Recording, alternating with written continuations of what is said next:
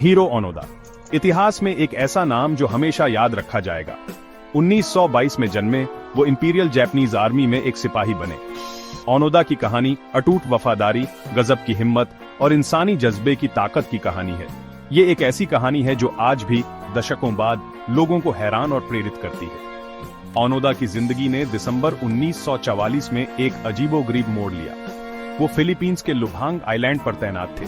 उनका मिशन साफ था, दुश्मन सेना का मुकाबला करना, चाहे कुछ भी हो जाए। ओनोदा की ट्रेनिंग बहुत सख्त थी, जिसने उनमें यह अटूट विश्वास पैदा कर दिया था कि हार मानना मंजूर नहीं, मौत के सामने भी उनमें यह अटूट विश्वास पैदा कर दिया था कि हार मानना मंजूर नहीं, मौत के सामने भी नहीं। लुभांग आइलैंड पर ओनोदा और उनके साथी सिपाही दुश्मन के हमले के लिए तैयार थे। अमेरिकी सेना आई और लड़ाई बहुत भयानक हुई। धीरे धीरे जापानी सेना कम होती गई।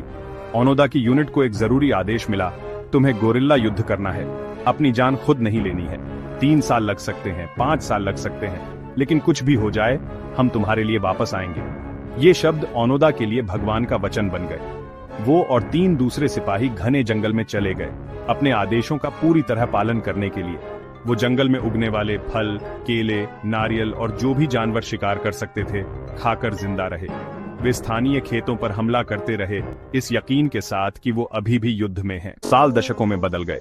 लुभांग आइलैंड के बाहर की दुनिया पूरी तरह बदल गई। दूसरा विश्व युद्ध 1945 में खत्म हो गया। जापान ने खुद को फिर से बनाया, शांति और समृद्धि को अपनाया। लेकिन ओनोदा वहीं रहे, समय में खोए हुए, इस विश्वास में जीते रहे कि युद्ध अभी भी जारी है। उन्होंने जापानी सरकार द्वारा गिराए गए पर्चों को दुश्मन का प्रचार समझकर नजरअंदाज कर दिया। उनके साथी सिपाही एक एक करके मर गए या आत्मसमर्पण कर दिया। ओनोदा अपने विश्वास पर अटल रहे, उनके गायब होने को उनके पकड़े जाने का सबूत मानते रहे। वो अकेले रह गए, आखिरी जापानी सिपाही जो एक ऐसे युद्ध में लड़ रहा था जो बहुत पहले खत्म हो चुका था। 1974 में नोरियो सुजुकी नाम के एक जापानी एडवेंचरर ने ओनोदा को ढूंढ निकाला। उसने कहानियां सुनी थीं और लुभांग आइलैंड के इस गुमनाम सिपाही को ढूंढने की ठान ली थी। सुजुकी ने ओनोदा का विश्वास जीत लिया, लेकिन उन्हें यह नहीं समझा सका कि युद्ध खत्म हो चुका है। ओनोदा केवल अपने वरिष्ठ अधिकारी के सीधे आदेश पर ही आत्मसमर्पण करेंगे। सुजुकी जापान लौट आया और ओनोदा के पूर्व कमांडर से संपर्क किया, जो अब एक किताब विक्रेता था।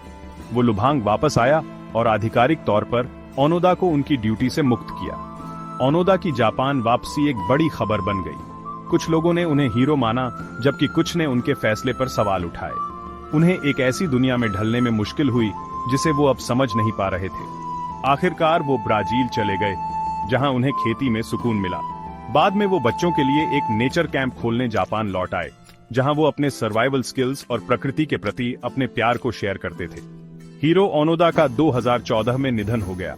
उनकी कहानी विश्वास की ताकत, मानव आत्मा के धैर्य और मानव मन पर युद्ध के स्थायी प्रभाव का प्रमाण है।